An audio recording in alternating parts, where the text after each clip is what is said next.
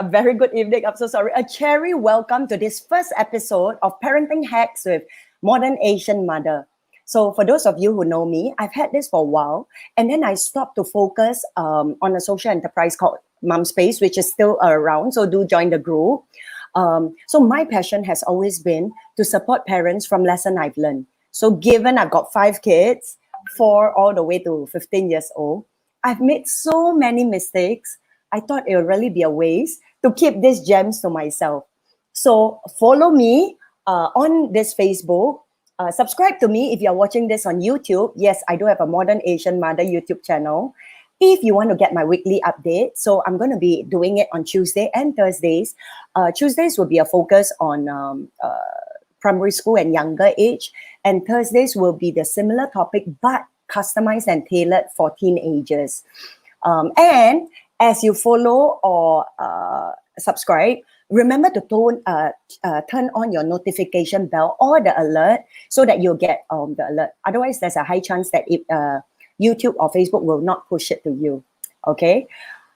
So for this morning, I wanted to get a sense of the people who are with me now. What is the age group of your kids for now? If you can just type in the comment their age. For me, mine this year would be 4, 6, 8, 10, and 15. 4, 6, 8, 10, and 15.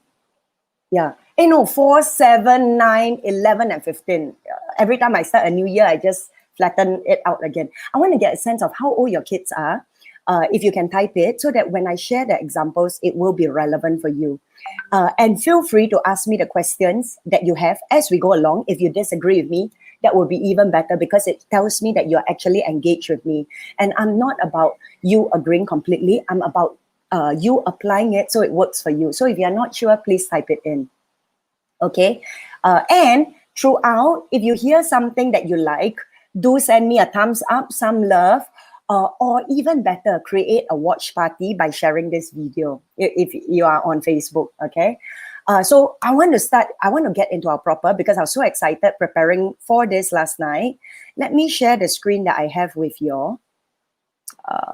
So this is the screen that I have. Yeah, can you see this? I think I make myself smaller so I can share the screen. Okay, so welcome to Hacks for Stubborn Kids. And this is a topic that's very close to my heart because with 5 kids, right, 3 of them are who I would label, and I'm conscious of that, okay, stubborn. So I'm not going into the definition of it, but more for us to get a sense of, that strong-willed child who everybody can quietly comply, and this child will not, but they challenge and challenge and challenge and challenge until sometimes we give in or we really get frustrated. So with varying degrees, my number 4, 3, and number 1 are stubborn. So got a lot of experience, okay? So before I start, I want to warn you that I am controversial, like my book. Can I have my book? I'm controversial like my book because, okay, I want to share this, okay? Because we really are in a new era. And in the beginning of my parenting journey, I really just did how my parents parented me. And I was met with limited results. And after so many trials and errors, I've realized that there is no book to teach us how to ease into this digital age where there are different skill sets, where the old authority models of before no longer are valid, okay? So it means my heart is I care to inspire our kids to success, not to be a more of yesteryears. And I know there are a lot of parents, moms and dads who are in this new generation of parenting. That's why we're so open and we are seeking for what works. We no longer parent from how our parents parented us, okay? So 3 myths to debunk. Okay, so this is the book I was talking about, right? And later I'll share why, okay? I bring that book up. The first one is this. Let me move on to this. Okay, that we are right. Can you see my screen? If you can see it, just put a yes. If my screen is clear for you, just put a yes. So the 3 myths to debunk, right? The first myth is that we as parents are always right. I'm going to pause here for a while. And I'm going to let us just think through, okay? Because aren't we right when we teach our kids good values to respect our elders or to do well in school? I mean, these are things that we assume are right, right? So if they are right, then they should be doing it, right? So let me play a bit of the devil's advocate. Remember, okay? So really, my question is this, right? When we teach our kids about respect, what does respect in its totality mean? So, for example, if the elder that we teach them to respect may have bad intentions on the kids, are we telling our kids to just keep quiet and just submit to the elder because they are elder, because of their position? Okay. And then the other thing I want to talk about studies. Even if my child does well, and this is from someone who graduated, okay, from NUS, it just shows that they know and they understand the system well. And Singapore has a great system, but at the same time, it is rigid. Having graduated, it didn't prepare me for the real life out there. So while it is an excellent system, there may be other parts that we could continue to add into it. And as we see it that way, right, maybe could we begin to be open to see that our perspective may not always be right. Okay. The second one that I want to touch on is we know what's best. So maybe there are some of us who say, okay, Junior, I agree. What may be right, I'm willing to let it go. But I eat salt more than they eat rice, right? So from my experience, when I do what I do, it's from wanting what's best from them. And I completely identify with you because all of us want the best. We want to set our kids up for success.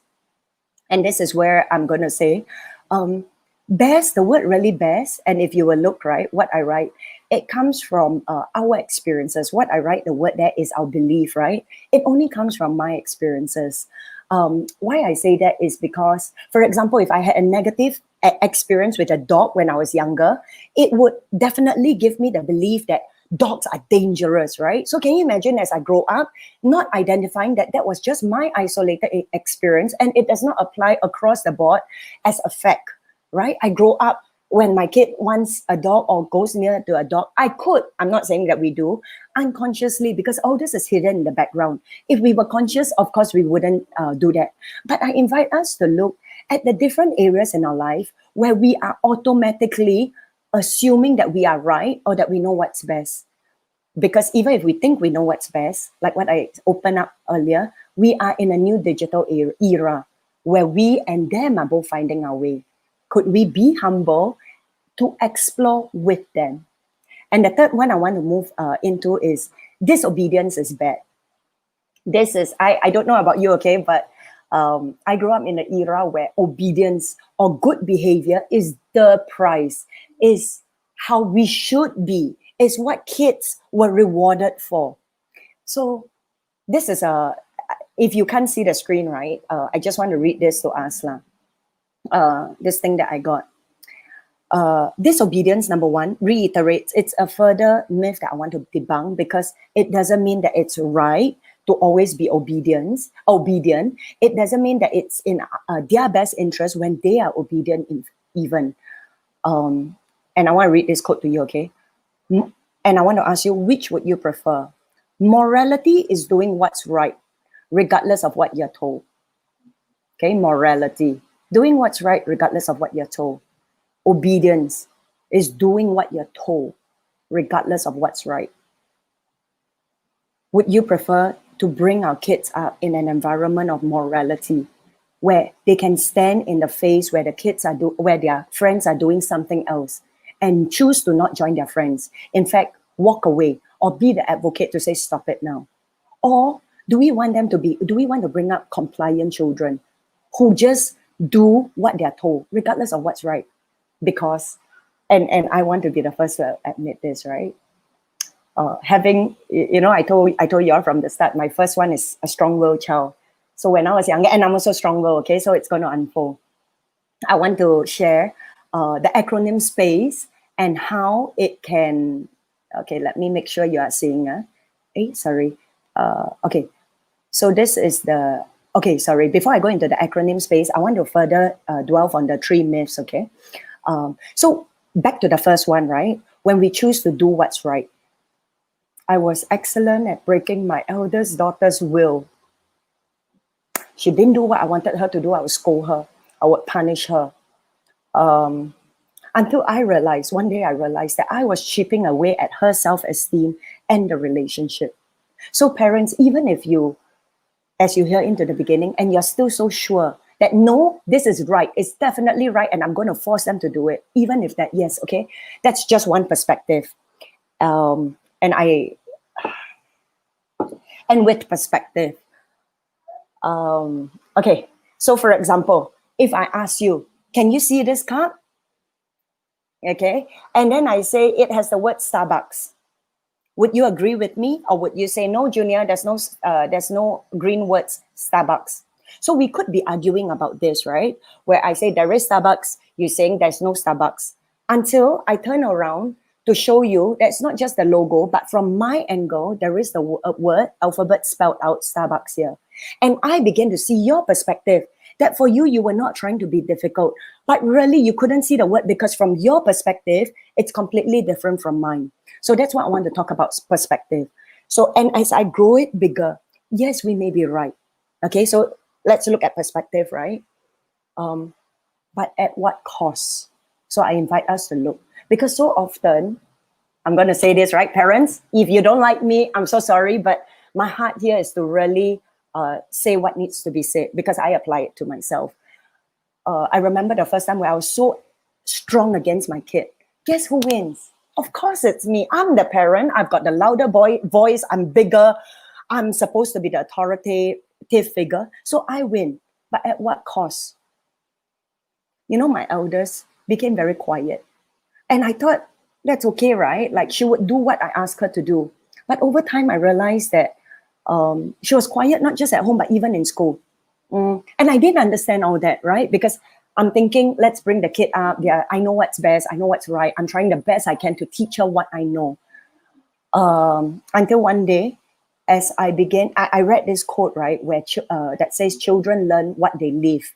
And basically, the one line that really hit me in the face was, when children grow up with criticism, they learn to condemn. And as I read the entire, I have it in my book here, poem. If you can Google, it says children learn what they live. Yeah, I teared. It was quietly in the bookshop. I bought that particular. I don't want to waste. I bought that particular poem, hid it in my room, but from that day, that was the change. Where I went to my daughter, I apologized to her, and I told her from now on, Mommy is not going to assume that I know it all, because I don't. Okay.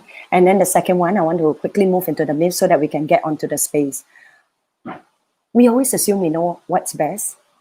And I said, it's not just from our experiences, but can we increase that perspective and our belief system to understand that, yes, Junior may know that I love my mocha every morning, but my child may be allergic to coffee because they each have different temperaments, preferences, personalities, and giftings. So while I may be an extrovert, telling my child, come on, you must go on stage, you need to be able to speak to the audience, may not serve them, because it's what comes to me naturally. It's my natural strength. But if I were to put my introverted child on the stage, it will completely drain them and make them feel that I'm not good enough, I'm not like my mom.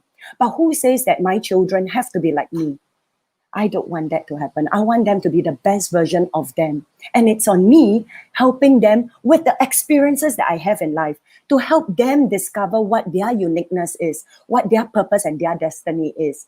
And then to me, my job as a steward, I think, would be considered faithful, not making them a mold of who I am, but exploring the world with them. And the third one, I really want to raise, type in yes if this is you, a secure and curious child, not one who blindly follows with a little ability for reasoning.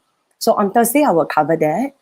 But the simple thing about this is, many of us are not prepared when our kids begin to challenge us, and that happens at around 2 years old. But I want you to know that that's completely normal. Just like, when the kids grow bigger, we celebrate, right? We're like, oh, your child looks so much like you. They've grown bigger. Chinese New Year is coming up, right? And yet, because we cannot see the inside, their intellect is beginning to grow, their will is beginning to grow, their emotions as well. We do not give these internal faculties, I would call, due justice, and we try to suppress it. So I'll cover more of it on the teenage one this Thursday.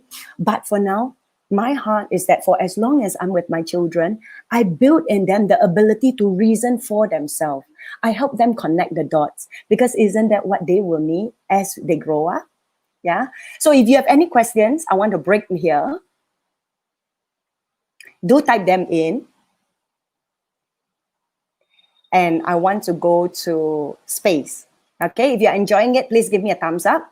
So the acronyms have come out. So now we know what it's not, right? Let's remove all those. And with humility, let me share. The first, just remember these acronyms. I took a long time coming up with this, right? SPACE, so that you will remember. The next time your child shouts at you, just remember, Junior says SPACE. What does S stands for? S stands for stop. Literally a space. Why I say that is, can I really get honest? Often when there is a power struggle, when we are really angry, it's really our stubbornness against theirs. So why I say that, right, is Newton's third law in motion, right? So for example, this is Junior, this is my elders, right? When we clash, so for example, it could be on anything, right? I want her to eat her lunch now. She wants to not eat even. So we clash. And when we clash, Newton's law says a force will exert the equal amount in the opposing direction, right? So this is who we are. And I invite us, right? We are wiser, right? So let's stop throwing our adult tantrum. And if we choose to stop, notice, I want you to just push, right? Both hands. If one chooses to stop, there really is no fight anymore. The first time I tried this was amazing, okay? Later I'll share with you. Let me think. Later I'll share with you in the second example, how I choose to stop. So when we choose the ill, there is no opposing force, because force is two direction, right? So just stop and quietly walk away. We do not have to entertain them in the moment when I'm angry, because it doesn't serve them, me, or our relationship. It brings out the worst in me, okay? So the first one is just stop. Stop, breathe, you walk away. Stop, breathe, walk away. And I can't say this enough. Please don't just hear this as like, oh, because Junior says that. But in a moment, the first time I remember I applied this was actually with my husband. We were having a disagreement, and I had so much to say, right? Blah, blah, blah, blah.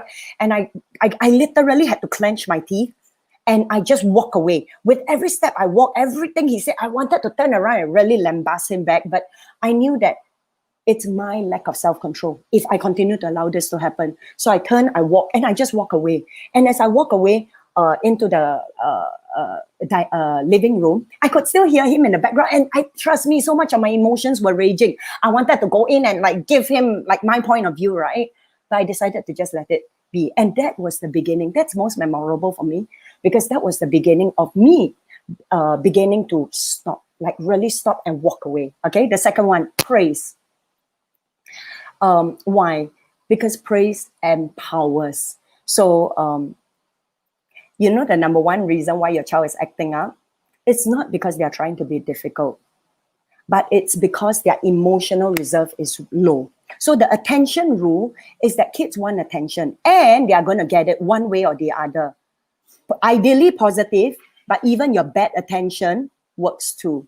So I'll give you an example. Remember, my daughter just yesterday afternoon, she was telling me, I was just sitting doing my work, right? And then she came, I am not going to do my work. So we have this thing that after they finish their work, then at night we'll watch one 40-minute episode of Flash or Arrow for now. And then I just nodded lah. I mean, no need to clash, right? Don't do law. It's very clear what you need to do before you get your privilege. So if you choose not to do, obviously to me it's joined together, right? The privilege is taken away by your choice, by your actions. So I just kept quiet and nodded. And this attention rule was so clear to me as I saw it. She proceeded to tell her younger brother, who was playing in front of me, boy, Cheche is not going to watch Flash tonight. Guess what she was trying to do? Obviously, it wasn't for her brother. It was for my ears. I just smiled, okay? So again, don't react, okay? Just stay calm, you know? And then my son asked her, why? You know, being 3 years old, he's just like, why? Just lovingly.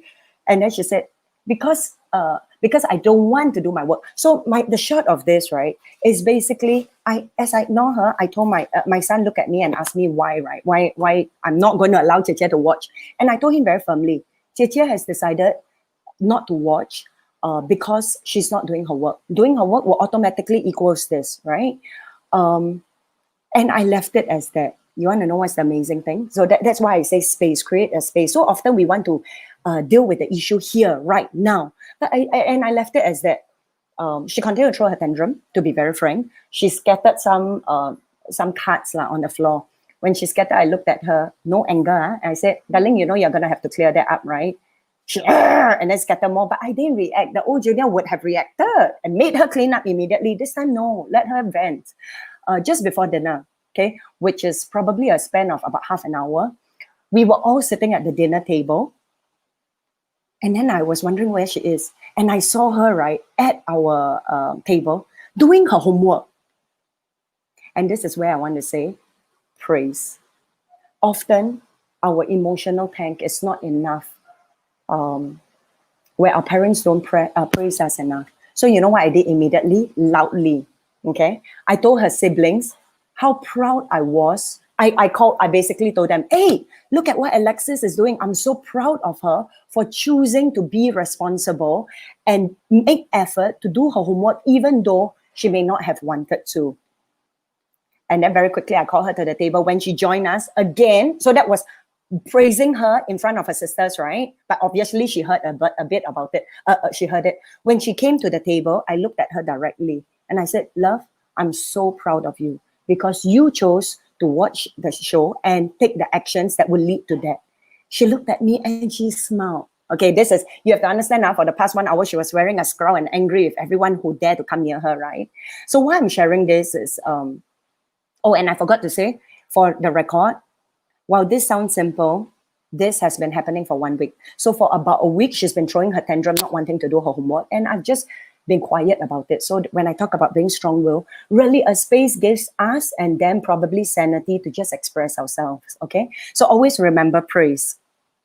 And so let's praise more. Now, as we move on to the third one, S.P.A.C.E, I want to do basic psychology 101 using Maslow's hierarchy, okay? Where if you look at the diagram there, the first three stages matter, but I want to move on to the fourth stage, okay, which is the self-esteem need. So basically, for those of you who can't see or you're listening to this on the go, Maslow is a very famous American psychologist who says that we all have these needs. And I think it's beautiful that he calls them needs. A need is something that we are wired to have, that we innately call out for. So for example, when the plant needs water and sunlight to grow, we don't scold the plant and say, you're so stupid, you need food, you need sunlight and water, right? We just generously give. And I want us to adopt the same approach for ourselves, where we generously embrace that this is what it is to be human, okay? So at the basic level, psychological needs, right? Air, water, food, shelter. Most of us have that settled. The second one is safety needs, personal security, employment, my health, my property, where there's stability. And then we move on to love and belonging, where it's what I talked about earlier, where our kids' bad behavior, in another session I've covered, if you look at my YouTube video, it's always a call, not for the superficial symptoms that gets us reacting, but the need, the inner need is for love and belonging. They want to know that you love me, regardless of how naughty I am, how disrespectful I am, how bad a day I'm having. And aren't we all the same? Don't we want to come back to a place where we can just be who we are and know that I'm unconditionally loved and accepted for who I am? Okay, so that's what they are crying out for whenever there's bad behavior, okay? I'm not going to go into that. Today, I want to focus on esteem. Esteem needs, right? And this is where power struggle comes. We're talking about self-esteem, status, recognition, strength. Specifically, I want to cover autonomy. And then many people ask me, Junior, when should... so you know what autonomy is, right? It's freedom. It's the freedom to choose what I want to do because it's my life. It's my body, what clothes I choose to wear, what hairstyle I choose to have, right? So I want to go into this. We all want freedom and control over our lives, right? So esteem need is where we get a sense of who we are in relation to others. So Some people ask me, Junior, how young should we give them control? My answer, as young as possible. And let me share with you why. Yesterday morning, I was doing my work and then I walk out of the study room. And as I walk out of the study room, I saw my 3-year-old son. It was so cute. I wish I'd taken a picture. He was sitting like that at the table next to my helper, like that. Like sad face. In front of him was a coloring book. So I assumed immediately that he's supposed to be coloring, right? But his sad face was just so cute, right? So both seemed to quietly call out for help because my helper was sitting there like quite upset. So he also quite upset. So I went to him and I was like, darling, and then I saw 3 color pencils on the table. I picked up 3. Darling, so autonomy means giving, so autonomy, I want to move into the next one, C, which is choices, right? I showed him the 3 colors. Which one is your favorite? His eyes literally perked up, like, you're not going to tell me where to color what? And he pointed to the blue one. I was like, oh, okay, very good. Now you choose one for mommy. And by now he was beaming because, oh my goodness, mom, you are going to let me choose something for you? And he chose, I think, red. Like, I really can't remember. And that was not the point, right? And then I pushed it even more. So as we give our kids more choices, you will realize that their need for autonomy is being fed. So they resist more, they oppose more. Because they resist us less, they oppose us less, because if they are giving freedom and choices throughout the day, and then it's perfect opportunity for us to teach them how to be responsible for the consequences of those actions or decisions they make. Another day we'll cover that. But so I pointed to back to the coloring book. I asked him, so where do you want me to color?